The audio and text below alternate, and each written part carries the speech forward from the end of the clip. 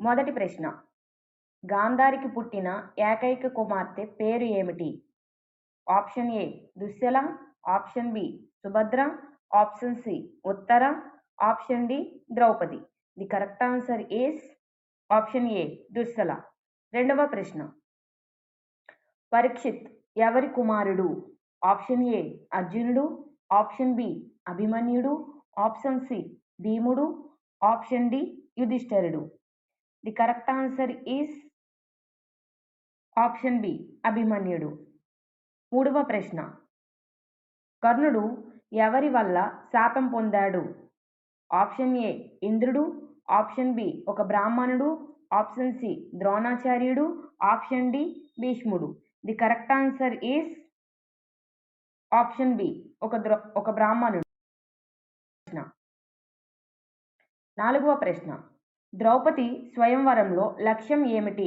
Option A గజాన్ని చంపడం, option B చక్రాన్ని ఆపడం, ఆప్షన్ సి చేప కన్ను కొట్టడం, ఆప్షన్ డి పర్వతాన్ని ఎత్తడం. The correct answer option C చేప కన్ను కొట్టడం.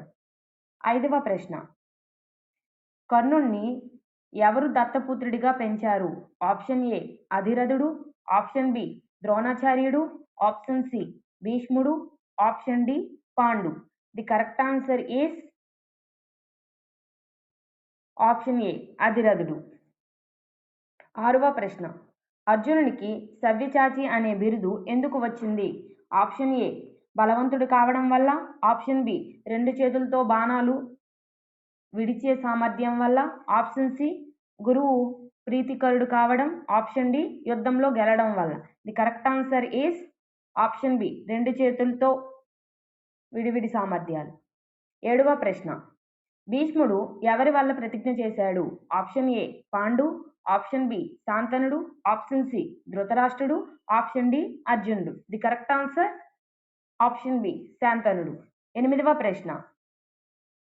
భీముడు ఎవరి సహాయంతో బకాసురుడిని చంపాడు? ఆప్షన్ ఏ అర్జునుడు, ఆప్షన్ బి యుధిష్ఠిరుడు, ఆప్షన్ సి తన బలంతో, ఆప్షన్ డి శ్రీకృష్ణుడు. The correct answer is option C తన బలంతో. తొమ్మిదవ ప్రశ్న. కర్ణుడు జన్మించిన వెంటనే ఎక్కడ విడిచిపెట్టబడ్డాడు? ఆప్షన్ ఏ అడవిలో, ఆప్షన్ బి నదిలో, ఆప్షన్ సి రాజసభలో, ఆప్షన్ డి పర్వతంపై.